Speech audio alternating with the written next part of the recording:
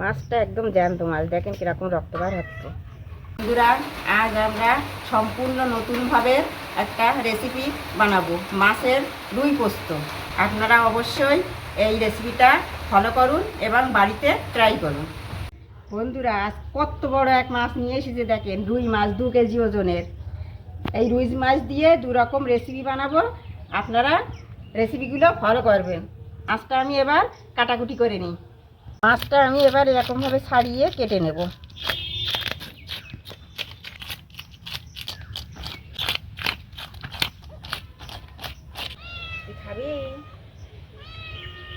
কি খাবি? মাছ খাবি? মাছ ছাড়ানো হয়ে গিয়েছে, মাছটা আমি এবার কেটে নেব। বড় মাছ কাটার একটু সমস্যা হয়, দেখি আস্তে আস্তে কাটি। একদম জ্যান্ত মাছ, দেখেন কিরকম রক্ত বার হচ্ছে।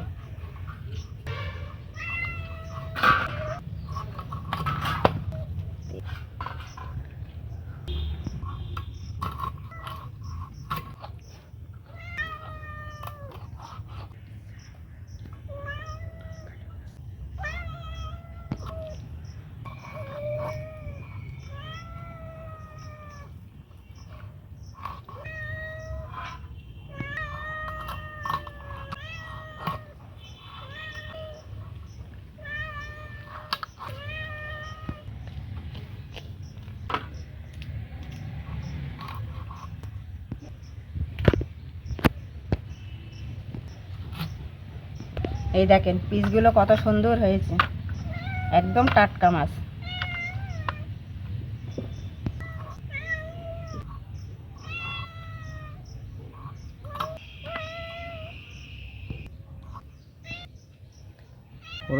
মাছে তেল হয়েছে, দেখেন বন্ধুরা, এই দেখেন।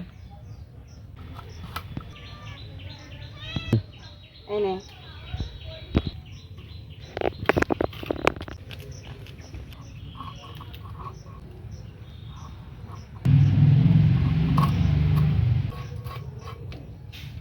আমার এই মাছ কাটা কমপ্লিট। আমি এবার মাছগুলো ধুয়ে নেব। এবার মাছগুলো এরকম ভালো করে ধুয়ে নেব। ভালো করে না ধুলে মাছের একটা গন্ধ লাগে। এই দেখেন মাছগুলো ঘষে ঘষে খুব সুন্দর করে ধুয়ে নিয়েছি। দেখেন মাছ একদম সাদা হয়ে গিয়েছে, এই দেখেন। আর এইগুলো মাছের তেল, দেশি মাছ, খেতে খুব সুন্দর লাগবে। এই দেখেন আমাদের শশা গাছে কত সুন্দর শশা হয়েছে। এই একটা জালি, এই এই আর এই যে এই 2-3টে তুলে নেওয়া যাবে, বড় হয়ে গিয়েছে। এই দেখেন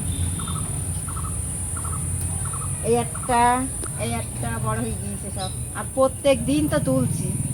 এই পোস্তর জন্য পোস্তটা বেটে নেব।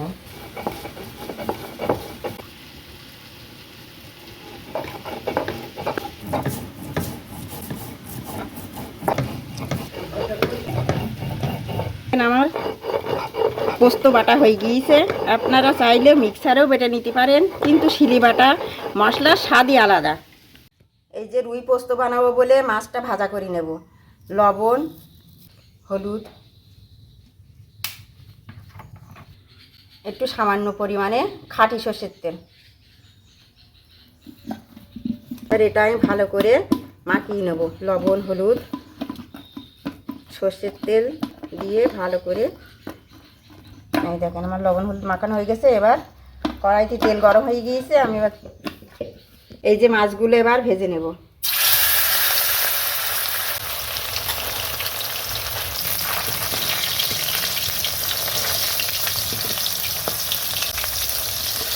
এই দেখেন মাছগুলো লাল লাল করে ভেজে নিয়েছি, এবার তুলে নেব। এই যে বাকি মাছগুলো ভেজে নেব।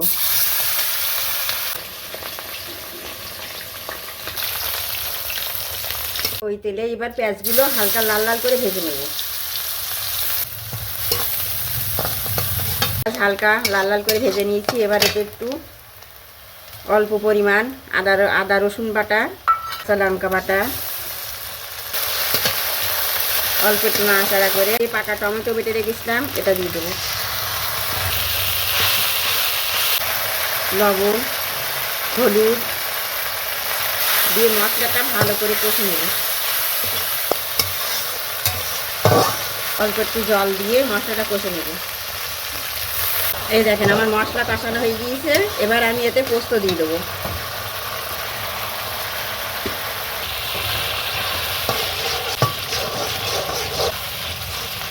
পোস্ত দিয়ে আপনারা বেশিক্ষণ কষাবেন না, তাহলে পোস্তর গন্ধটাই চলে যাবে। জল দিয়ে দেবো। এই যে ঝোলটা ফুটে উঠেছে, এবার মাছগুলো দিয়ে দেবো।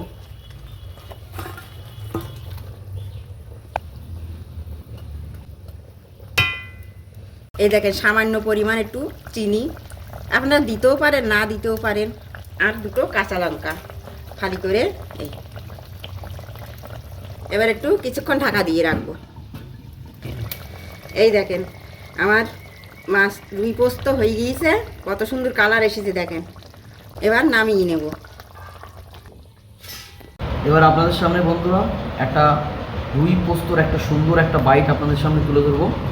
এই যে দেখছেন পেটি, দেখছেন কত সুন্দর ভাজা হয়েছে, আর গ্রেভিটা একদম এই পেটির মধ্যে গ্রেভিটা পুরো ঢুকে গেছে, যার কারণে মাছটা খুবই গলে যাচ্ছে।